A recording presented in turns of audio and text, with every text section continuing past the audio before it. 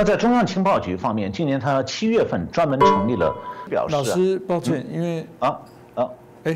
我们刚刚因为那个版本突然跳出来卡住您了，真有点不好意思。哦，没有关系。今年7月，中央情报局专门成立了中国任务中心。中共的对外谍报活动啊，比克格勃还要活跃。为什么跳掉？陈老师，不好意思，不好意思，没有，好事多磨，好事多磨，对。会不会是声音中共电脑攻击呀？说不定那个就是中共的间谍软件哦。我不知道你们下载软体是什么。大家好，欢迎收看《震惊最前线》，无马看中国，我是节目主持人张宏林。再一次感谢大家收看我们的节目哦。大家很喜欢看这个电影的话，都知道电影里面有一个题材哦，就做这些所谓的谍报战的部分哦，看起来非常吸引人。特别像007系列的部分哦，看得大家血脉喷张在我的年纪，小时候常常会看到标语哦，会写这个小心匪谍就在你身边，保密防谍人人有责哦。在我们不管在这个生活当中，在求学当中，甚至在服役的过程当中，也都会听到有关这个匪谍渗透到台湾的各个不同的一个角度哦。所以在台湾称匪谍、称间谍、称共谍不管怎么样，当然都是在这个情治战的相关过程当中最让人家所关注跟讨论的哦。因为一不小心哦，有可能我们没有办法掌握好，或者有些资讯的泄露的部分，都会造成国家安全的严重的危害。那中共到底如何运用它的这些间谍战呢？不管对于台湾、对于世界各国的一些相对的影响，我们今天这期节目就希望好好来探讨，也让大家对于中共的这些间谍的部分可以有更清楚的了解。那我们很开心邀请到中国经济学家，也是旅美学者陈小龙博士哦，今天好好帮我们来做一下解密哦。陈老师你好。主持人好，观众朋友们大家好。是老师哦，在1927年国共整个我们刚才谈到了，在整个对抗的过程当中，那当然我们看到这个毛泽东曾经也在一些场合里面有提到说，他们这对于情报相关的部分一无所知哦，以至于在初期吃过非常多的闷亏哦。当然放到现在来说，如果再听到这样的话，你一定觉得不可思议，因为中共的情报战来说基本上非常的活络，我们从许多的一些资讯跟资料都提到甚至在美国国会中国委员会他们在最近也有2位副主任也出版了有关中国间谍在这个全球活动的，包含特别针对美国的部分活动的状况，所以大家就很好奇为什么这个现在看起来很活络，但早期毛泽东却会说这个他们对敌人一无所知，以至于他们在许多的这些对抗的过程当中吃亏。到底中国的这个情报谍报到后来的发展状况到底是如何？这部分是不是可以请教一下陈小龙陈老师？中共这个谍报系统的形成、发展和演变过去3年里头，美国出过3本书。2019年8月呢，出版了一本叫做《中国间谍：从毛主席到习近平》，英文标题是 Chinese Spies from Chairman Mao to Xi Jinping。那第2本书呢，是2019年底出的，就是刚才主持人提到那本书，叫《中共间谍活动情报入门》。的英文 title 是 Chinese Communist Espionage and Intelligence Primer。那么第3本书是2020年又出的一本，叫做《中国的谍报运作与技巧》，英文 title 是 Chinese Espionage Operations and Tactics。这3本书都是关于中共谍报系统的新书。那么我查了一下，在中文网站上，大纪元网和阿波罗新闻网对刚才主持人提到的第2本书做过连载介绍，一共分3次。我找到了这3处网页，但有趣的是，我看完第2部分之后，再想保存这部分链接，却发现在谷歌上已经找不到了。我不知道这算不算是谍战活动的一部分哈。那么今天我就从中共谍报系统的演变入手，来介绍一下中共的各个谍报机构。实际上国民政府从一开始就在谍报工作方面落后于中共，因为苏联是世界上比较早就建立最庞大的谍报系统的国家，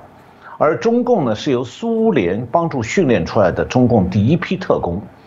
国民政府的情报机构还要早。而国民政府最初建立的谍报机构是没有老师，是自己摸索的，但中共的情报人员却是由经验老道、专业娴熟的苏联谍报机构训练出来的。其实还在国民革命军北伐开始之前，1926年，中共就派重要干部到克格勃的前身，就是苏联的军方谍报机构，这个谍报机构后来转变成了一个谍报和反情报机构，叫国家政治保卫局。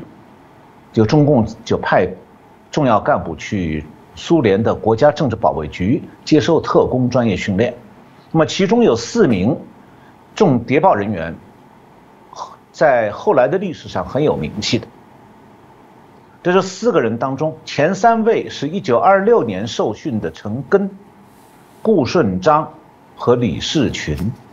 第4位是1929年去克格勃受训的施哲。陈赓是黄埔军校第1期出身，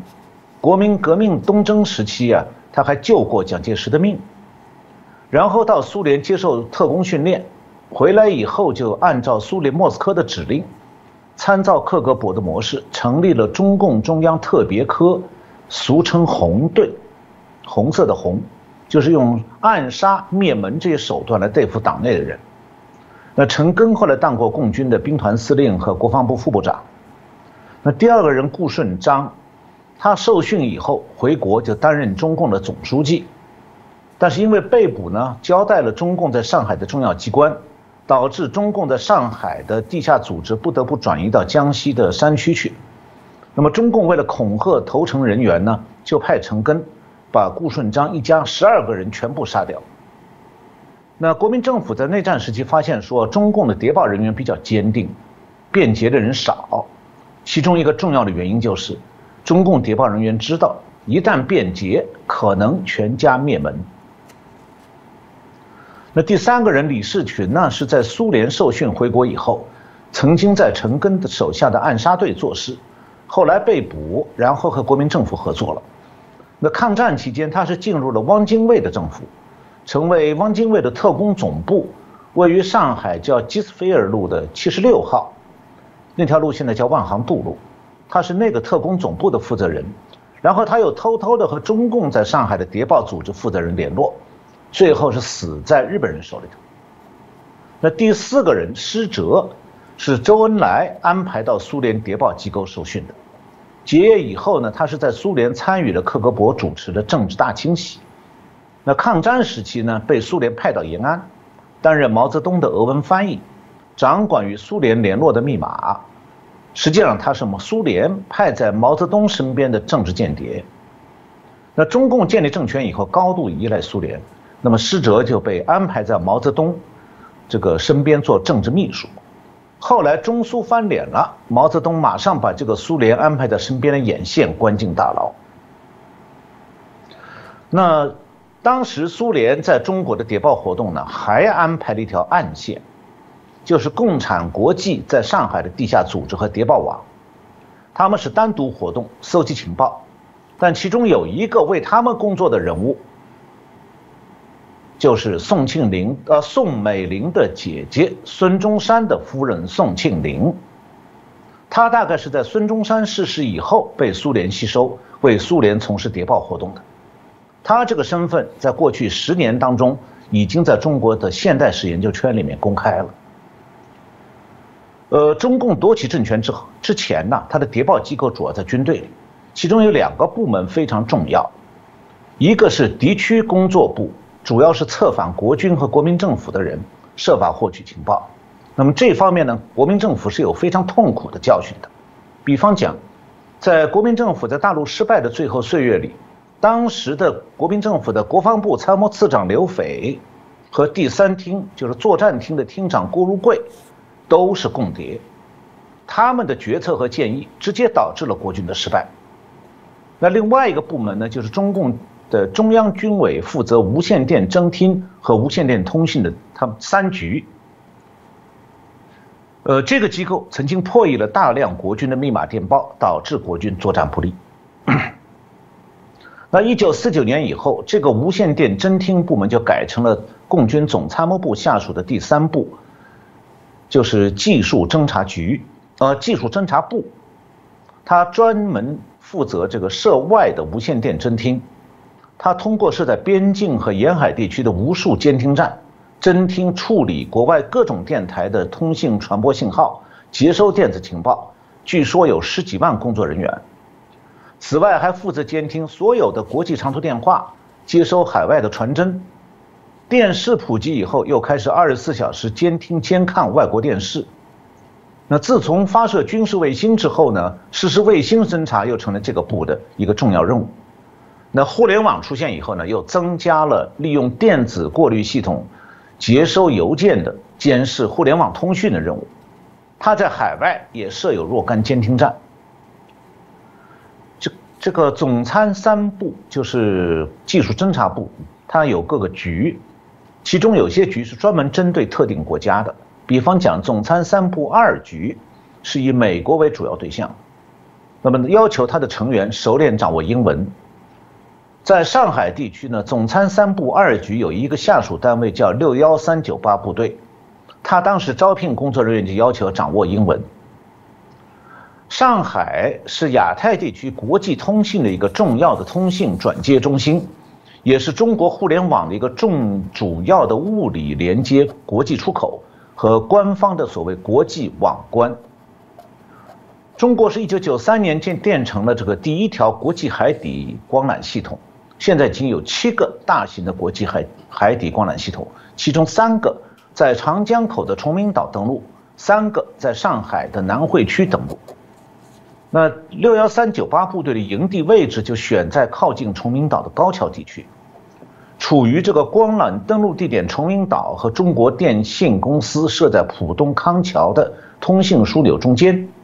那么这个单位就利用直接进入跨国电缆的便利，长驱直入到美国的政府部门和企业网站上，从事大规模的网络间谍活动。那军方还有一个情报部门是总参2部，就情报部，专门负责搜集军事情报。那前面我们提到的中共军方那个敌区工作部啊，1950年一分为2，其中主要负责对台谍报活动的机构改为总政治部对外联络部，下面呢设联络局、调查局、宣传局等等。它在广州和上海设有秘密分局，机构非常庞大。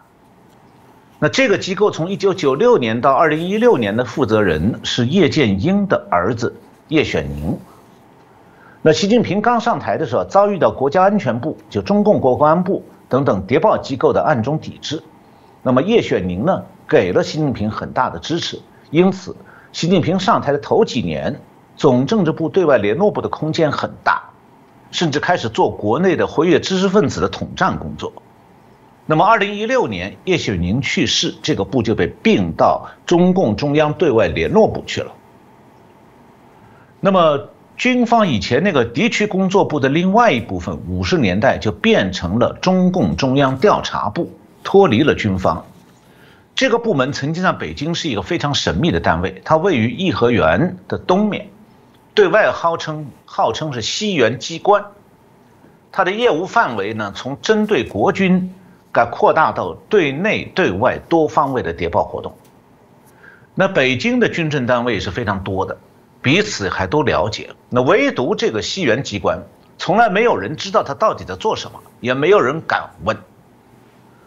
中共中层以上的干部啊，都会交代家里小孩，如果听说哪个小孩的家长是西园机关的，他绝对要小孩不要问对方父母是干什么的，也不要和这个机构工作人员的小孩来往。那1983年7月，中共中央调查部，就是这个西园机关和公安部的政治保卫局一部分人，还有中共中央统战部的一部分单位，还有国防科工委的一部分单位，合并成立了国家安全部。这个庞大的谍报机构下面设有18个谍报业务局，包括国际情报局，这是它的2局，3局是政治经济情报局，4局是港澳台地区情报局，5局是情报分析通报局，6局是业务指导局，7局是反间谍情报局8局是反间谍侦察局，9局是对内保防侦察局，第10局是对外保防侦察局，11局是情报资料中心局，12局是社会调查局，13局是技术侦察科技局，14局是技术侦察局，15局是综合情报分析局，16局是影像情报局，17局是企业局，反恐局是18局。那我这里只举几个例子来说明中共国安部的运作。比如讲，中国有相关的规定，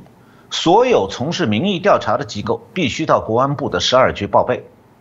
那问卷就是民调之前的问卷呢，要送去审查，送给国安部审查。民调之后，数据也要首先送去批准。另外，国安部的8局是负责对内中国国内和海外的异议人士进行监控和策反，并且呢，在海外运用一些已经被策反的人执行对民主运动的破坏和离间行动。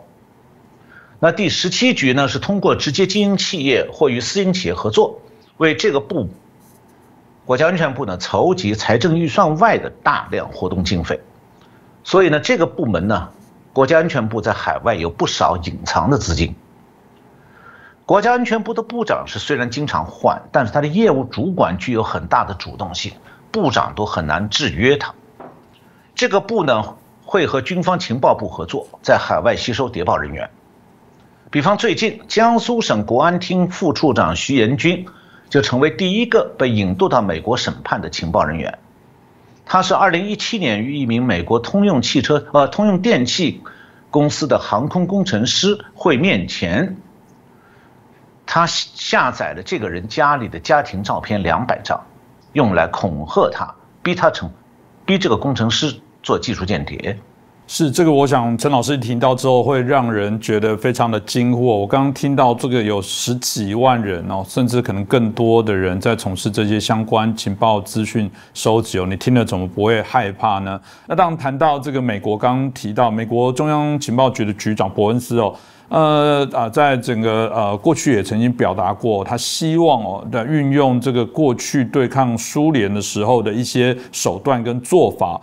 现在来开始对于中国进行反制哦。当然，这提到了过去冷战时期哦，大家就很好奇说，那这段期间美国跟中国到底这个什么叫做用苏联时期对付的一些手段方法？他们过去对于这些谍报的一些行动，包含这些养成手段，到底有什么样不一样？这部分是不是请教一下陈老师，也可以跟我们做一下说明分析呢？美国的情报机构最近就像主持人讲的，已经开始在中美冷战这个大背景下进行内部的调整，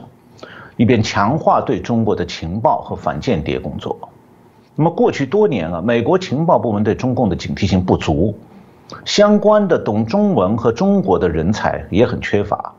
所以对中共的情报工作和反间谍工作都做得比较弱。那川普总统为了应对中共点燃的中美冷战呢，就开始重视这方面的业务。美国军方各个军种都有情报部门，但是对中共的情报工作呢，主要是这个从事这个情报业务的这个中央情报局，还有就是对中共的反情报业务的，就 counterintelligence 的这个联邦调查局。此外呢，还有从事这个网络反渗透和这个网络战的其他的安全部门。这个美国联邦调查局局长叫做 Christopher Wray， 他曾经在演讲中表示过，他说美国的反间谍工作当中一半的人力物力都不得不用来对付中共的间谍活动。那面对中共发动的超大规模的谍报战，美国现在正在加强反击。联邦调查局最近2年来对中共的谍报活动很重视，手头有大量的案件在处理中。那最近审结的一个案件就是哈佛大学著名教授 Charles Lieber 他的案子。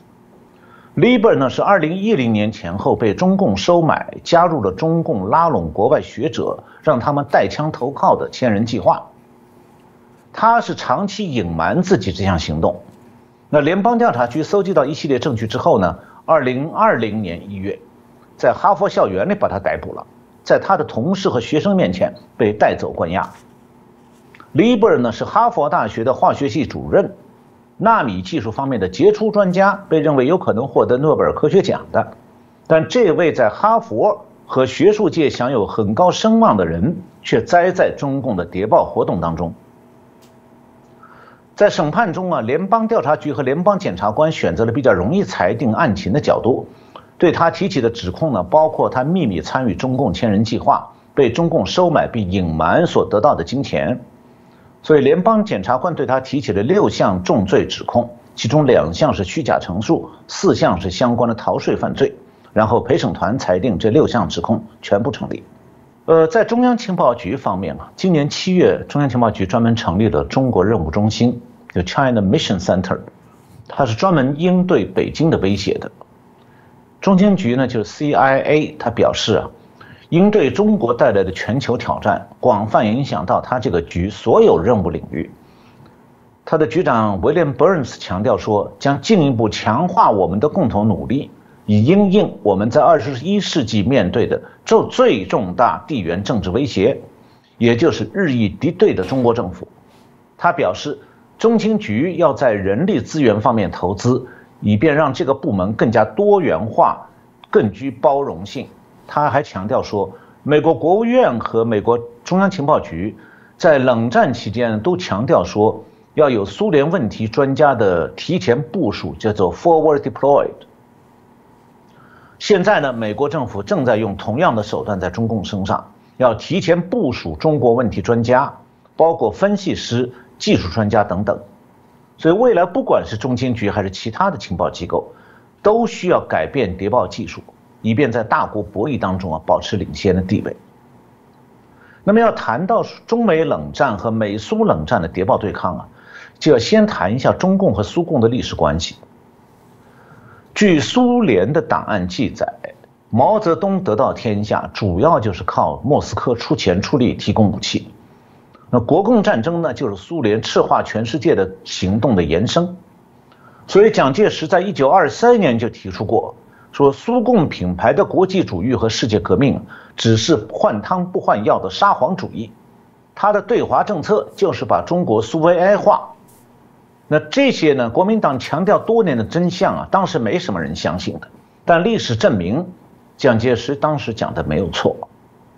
那最近有一本是俄国人写的书，书名叫做《毛泽东真实的故事》，这个作者是2位俄国人，一位是 Alexander Banzov， 一位是 Steven Levine。他的中文版在台湾出版过。这个书里面提到，根据俄国国家社会和政治史档案馆的史料，毛泽东能成为中共领导人，全靠斯大林为他打造形象，推动对毛泽东的个人崇拜。当时这个作者之一潘佐夫，他的祖父就是苏联的中国史专家，叫做乔治·艾伦伯格，他是1930年代就受苏共的委托为毛泽东立传。潘佐夫的书里面还提到说，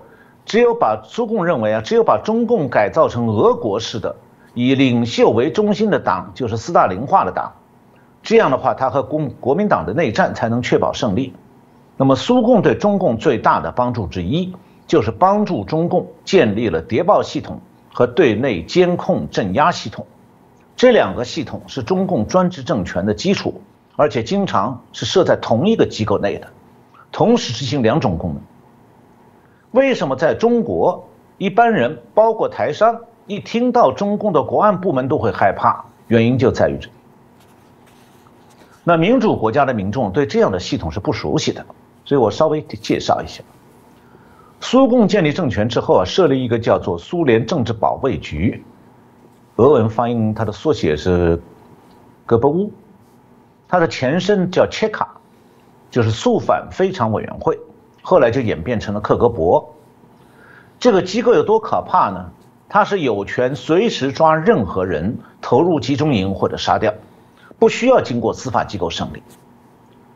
那这些特务呢，抓人的时候都坐黑色的小汽车，所以苏联人是最怕这种车子停在自家楼下的。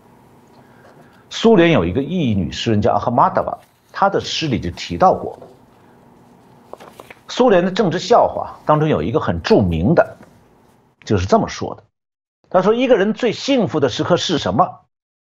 当克格勃的黑色小汽车停在楼下的时候，自己恐惧的心跳都要停止了。然后克格勃敲门：“某某在家吗？”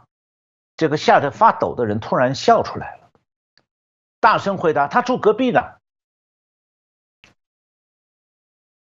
我讲这个故事啊，是因为这种政治恐怖是苏联谍报系统有效性的来源。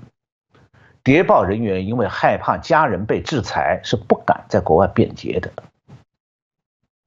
那苏联在美国布下的情报网络之大，让人震惊。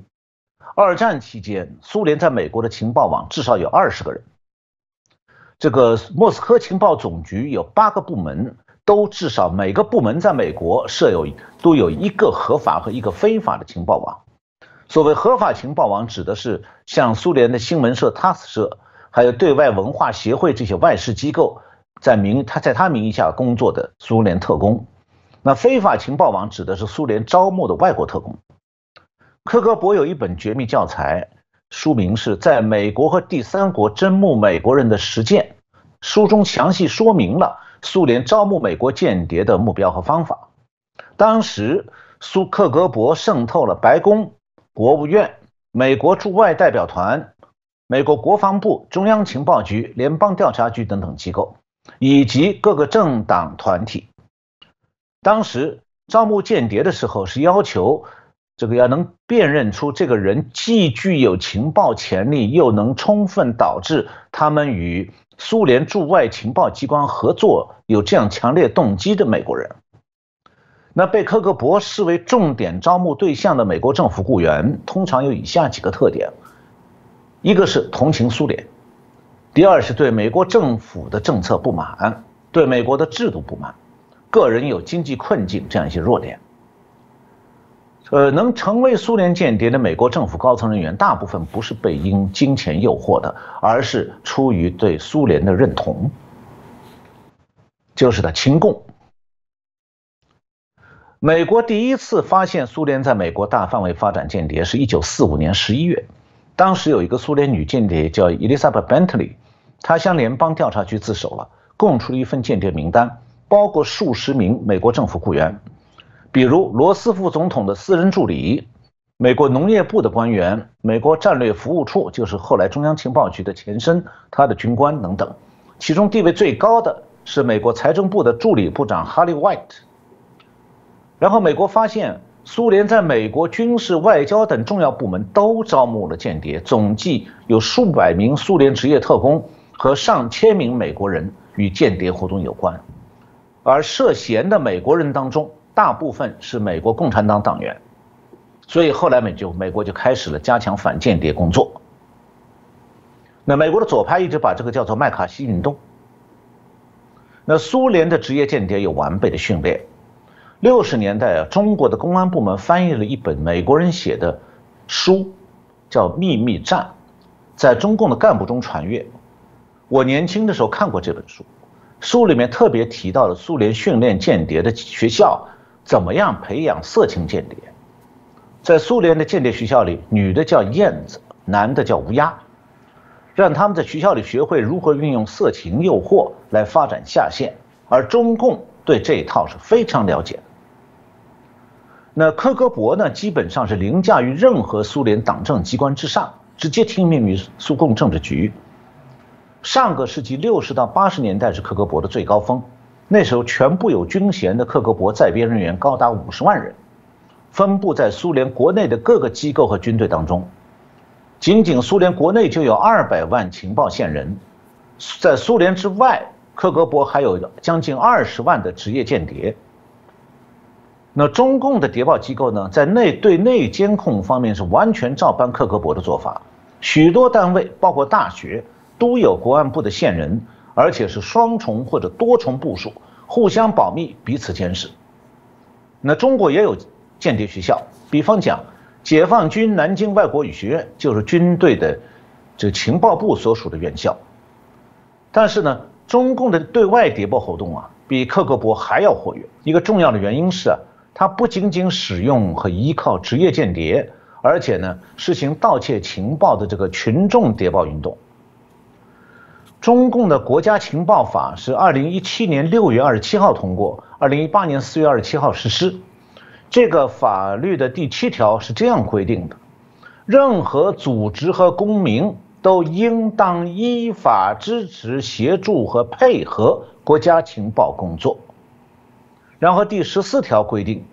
国家情报工作机构可以要求有关机关、组织和公民提供必要的支持、协助和配合。那这2条法律规定说明啊，任何中国人、中国企业、民间团体都可能成为中共各个情报机关用来进行谍报战的工具和媒介。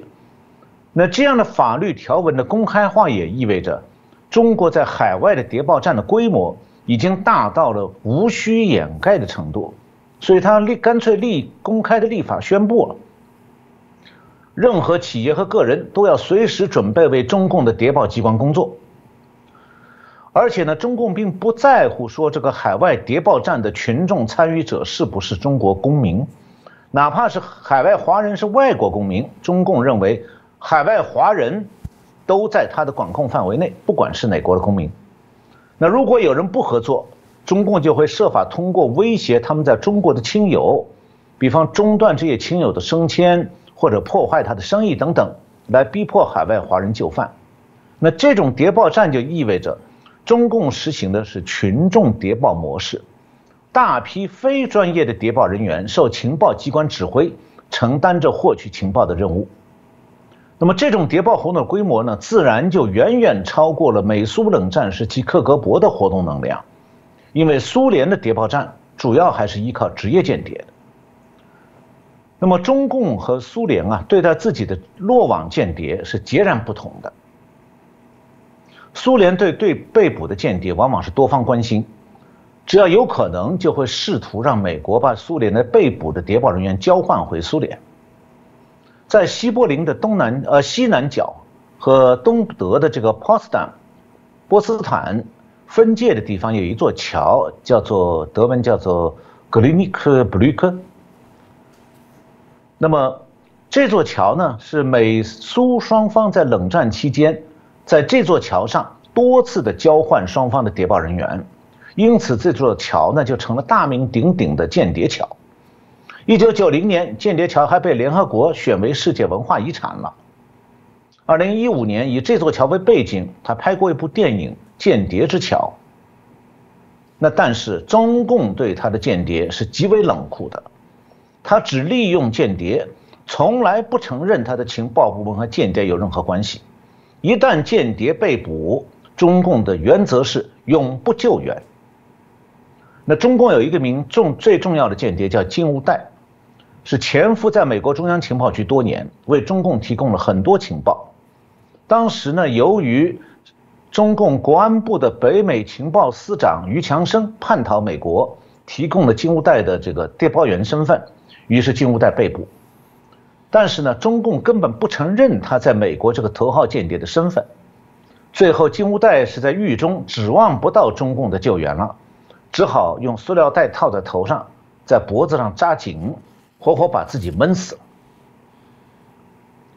中共通常是尽量使用非职业间谍，指使他们从事间谍活动，然后呢，把军队情报部门和国安部的谍报网络深深地隐藏起来。这样的话，被抓获的中共间谍或许会供认他的指使者，但是美国司法部门未必就能够顺藤摸瓜的找出来背后的中共情报部门的网络。是，我想透过陈老师所说的这些内容，应该可以知道，中共的这些谍报在美国是非常的频繁，所以我想大家可能会很好奇说在美中的这些谍报战当中有哪些的案例，可能是让大家广为讨论，非常震惊，觉得哇，我怎么有这些手法或者事情发生？这部分是不是老师也可以帮我们可以分享一下呢？好，不过我们今天时间比较短，没时间讲一大堆的间谍故事啊。我就举一个例子。这起间谍案呢，是美国联邦调查局历史上规模最大的对中共间谍的反间谍行动。这个潜艇发动机和它的螺旋桨的噪音问题，也是潜艇水下安全的关键。那本世纪初呢，中共的潜艇工厂始终没有办法解决潜艇发动机和螺旋桨的静音技术。后来中共的潜艇在美国海军那里就有个外号叫水下拖拉机，就是噪音很大，很容易发现，也不难打击。但是中共后来是通过间谍解决了这个潜艇的噪音问题。这个中共间谍就叫麦大志，他的英文名字是 Chief Mark。他是从香港到美国，1985年入美国籍，在一家美国的国防公司担任首席工程师。到2005年被捕前20多年里头，他盗窃了成百份的军事机密文件给中共，其中包括海军武器、舰艇的核子反应堆，还有潜水艇推进系统这方面的机密情报。那美国的有一个杂志叫《New Yorker》，他2014年刊登了2篇反谍战文章，介绍了这个谍案。那美国联邦调查局呢，是从2004年开始，经过1年多时间对这个麦大志夫妇紧密监视，最后起获了麦大志和他的弟弟麦大红，英文名字叫 Ty Mark， 把这个一些敏感技术交给中共的证据。那后来2007年3月，麦大志和麦大红被美国联邦法庭起诉，罪名是涉嫌窃取美国海军机密情报交给中国。2008年3月25号，麦大志被加州联邦法院判处有期徒刑24年半，当时他60多岁了。然后呢，4月21号，麦大红因为密谋把美国敏感的潜艇技术资料传递给中共特工，被判刑10年，人是抓到了，但是呢，中共还是把美国军事机密给盗走了。是，我想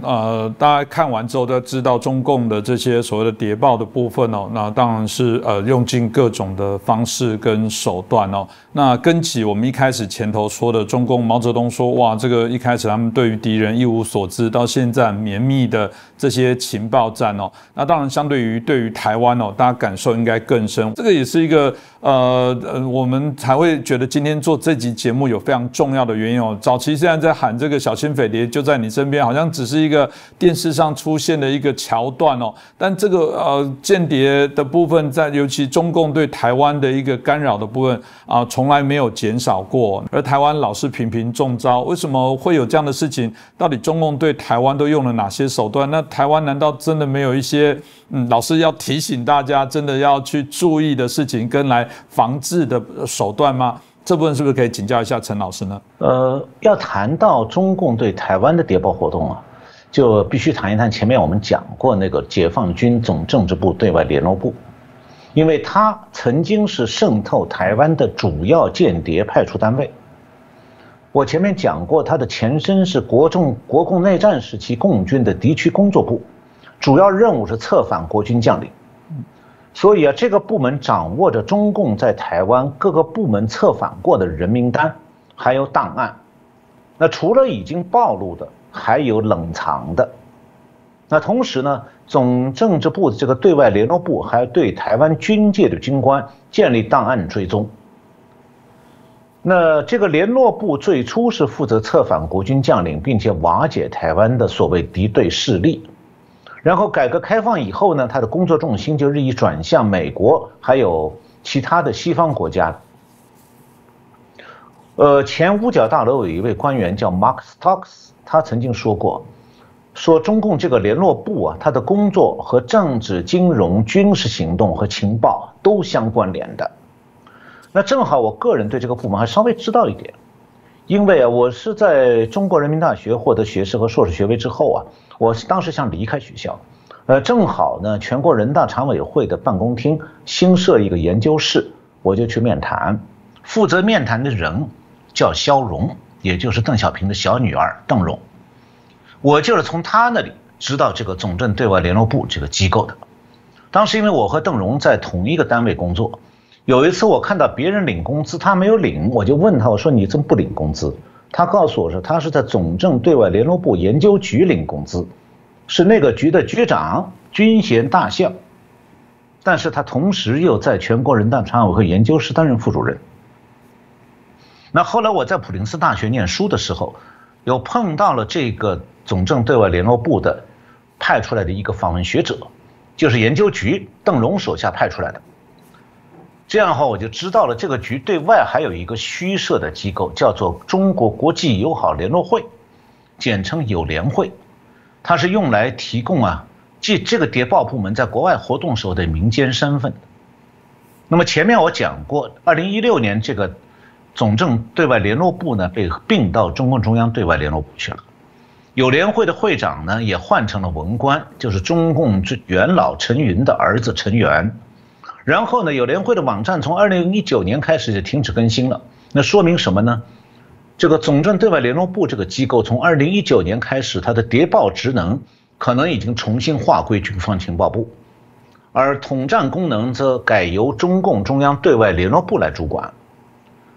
那么这次吞并这个总政联络部的中共中央对外联络部是1951年成立的，它是中共中央负责对外政党工作的部门，它联络的对象不仅仅包括各国的共产党，还有其他的左翼政党，还扩大到发展中国家的政党，还有发达国家的社会党、工党，这个各种党，还有他们的政治家、国际组织等等。但是这个中联部就是中共中央对外联络部，简称中联部，它的主要职能不是台湾，所以呢，总政对外联络部原来的对台工作是很可能部分划归给对台办。那中联部的功能呢，看起来是政治统战，但中共的统战和谍报是结合在一起的。你可以用2句话来理解，就是统战为谍报服务，谍报从统战开始。所以往往一开始中共会从交朋友、邀请访问、免费旅游招待入手，然后安排这个客人去演讲，支付各种报酬，当然对台湾人也是这样做的。那么这些统战手段看起来表面上无害，其实都是在建立交情，同时发现弱点。比方讲，外面来的人是不是想要钱，或者喜欢女色？那如果是后一种情况，那下一步就会有女士来接近你。那么两岸关系过去70年来是经历了几个阶段的。1949年到79年，双方是敌对关系。那么从1987年台湾解严，开放去大陆探亲，双方关系开始和缓。然后台上大举登陆了，双方呢不仅仅是政治经济上民间的交往越来越多，经贸关系非常紧密。那最近2年呢，中共又开始武力威胁台湾，宣称要夺取台湾，那么两岸关系又再度紧张起来。那对应这样3个大致的阶段啊，中共对台湾的渗透也有2个阶段。最早的渗透是中华民国收复台湾之后，中共就开始往台湾大批派遣谍报人员，人数多达几千人。同时呢，国军当中也有不少自行投敌的官兵被查获的。那这方面的情况呢，因为过去几年大陆不断有当年这个派到台湾来的谍报人员的亲属到台湾来寻找踪迹和吊唁，那这个问题就逐渐公开化了。现在中共在北京还为这些中共在死在台湾的谍报人员建了一个纪念碑，上面有846个已经公开了的名字。那这大批中共谍报人员的大多数啊，是在1950年中共台湾省委书记蔡孝乾在台湾被捕以后陆续被查获的。那很多人当时是作为匪谍被制裁了。那么以后几十年里头，两岸不再有民间交往，所以中共的第一波渗透可以讲基本上失败了。在两岸敌对的时期啊，彼此之间是完全没有民间交往，所以如果有人要联络，只能通过香港和美国转寄信函。所以中共的渗透在两岸敌对时期基本上中断的，共谍的案件也基本上没有了。但是中共的第2波渗透相当成功，这种成功啊和两岸关系的和缓来往密切有关，也与中共的渗透模式发生变化有关，更与台湾放松了对中共的心防有关。所谓的台湾放松心防啊，首先是放松了民主社会对专制国家应该有的心防，其次是放松了对中共霸权野心的心防，再次是放松了对中共经济利诱的心防，最后是放松了中共颠覆台湾民主自由企图的心防。那在中共的两岸统一宣传攻势下，再加上台湾一些政治人物和媒体的亲中立场，台湾对中共态度的社会氛围发生了很大的改变。两岸关系和缓以后啊，中共的态度其实也是在改变当中的。一开始中共的地方政府是欢迎老兵回去探亲，希望从他们给亲友的馈赠里面获得外汇，所以非常热情。后来呢，是为了开放，开始欢迎台商，这个态度呢是先前恭后居，就是先很恭敬，然后就很高傲。起初给台商是不少方便和优惠，吸引他们在大陆开厂生产出口产品，后来就慢慢的变得不那么友善了。90年代中期，中共就已经开始了具有长期目标的渗透，是希望通过在台湾培植第5纵队，实现所谓的和平统一台湾。那这种渗透一开始是收买台商，然后延伸到吸收国军军官，再后来就进一步扩大到社会各界。所以呢，从1999年开始，台湾就不断发生共谍案。我看到大纪元时报的记者吴文洲，这个2019年7月15号从台北报道，据台湾的国安单位统计啊，从2002年到2017年，台湾破获的共谍案是60件，其中2009年开放大三通以前8年里头侦办了18件，开放大三通以后的7年里侦办了42件。而台湾国防部的官员是表示说呢，这个60件里头啊，还只是媒体有报道的，实际上潜伏的间谍数目应该更多。那法务部调查局的表示呢，说根据目前已经掌握的资讯来看，从2013年到2019年的6月间，调查局自己破获的共谍案是44件。此外，我们从维基百科的资讯里也可以看到，1999年以来，国军已经曝光的资料当中，涉共谍的校级军官多达10多位，那么将级军官有4位，分别是前陆军司令部通资少将处长罗先哲，前宪兵司令部中将副司令这个陈竹藩，前海军中将司令柯胜正，193旅联兵旅的少将旅长徐乃全。台湾的前情报官员萧台福曾经表示说，从这个已经曝光的案例中可以看到，涉共谍单位的包括海陆空军和情报机构都有，被抓到的都是台湾人，没有一个是中共情报机关派出来的职业谍报人员。我看到这个我所认识的一位台湾警察大学的这个公共安全系教授董立文先生在大纪元的采访中表示过，他说，如果帮中共所有党政机关搜集的情资的人都视为谍报活动的话，数字绝对不止几千人。董立文就说啊，说过去老一辈人有一句话，就是主持人今天提到的，小心匪谍就在你身边。他说这其实是事实，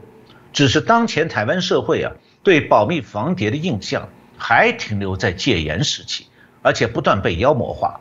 所以很多人排斥这个议题。我呢，2019年在高雄中山大学有一次演讲时，我也讲到说，匪谍就在你身边。当时我讲这句话没有错。那么大纪元的记者根据这个已经曝光的中共间谍案，整理了中共谍报部门的渗透形态，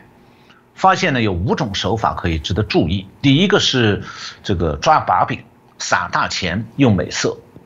第二个是利用亲友同僚去劝说，吸收为共；第3个是通过网络交友发展间谍；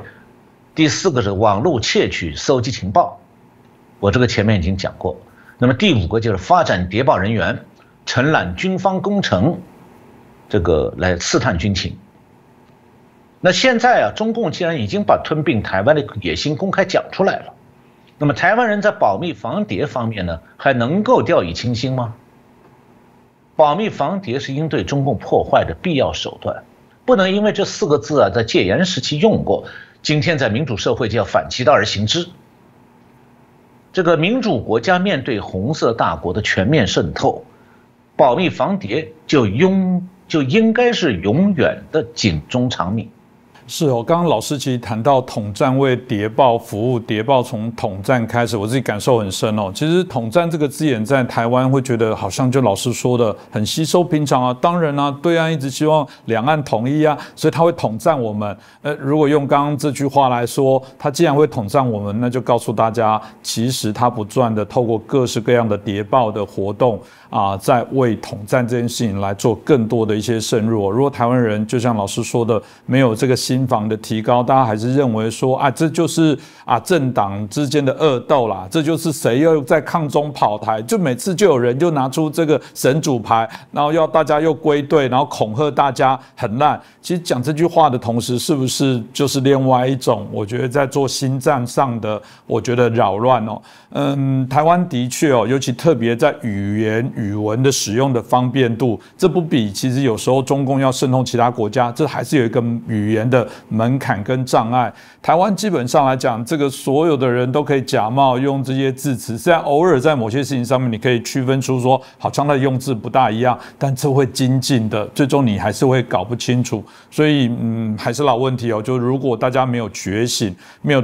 针对中共要赤化，要对于世界对于台湾的染指哦，没有高度的警觉，我觉得那大家都没有办法救了我们这个台湾哦，所以这个还是要大家在更多的努力。那今天也谢谢陈小农博士哦，针对有关谍报中共的这些脉络的系统，甚至对台湾的一些影响的部分哦，可以让大家有更清楚的了解。我们希望这一集真的有更多人了解，更多人看到，尤其接下来台湾面临到明年9合1的选举，再下来这个所谓总统跟立委的选举哦，尤其在选举期间一定有更多的纷乱，我觉得我们应该更高度的警觉哦。那再次谢谢陈小农老师哦，带来我们这非常重要的一些资讯哦，再次感谢老师。不会，谢谢主持人，谢谢我们的各位观众朋友收看我们的节目。新的一年，希望我们大家继续关注我们的节目。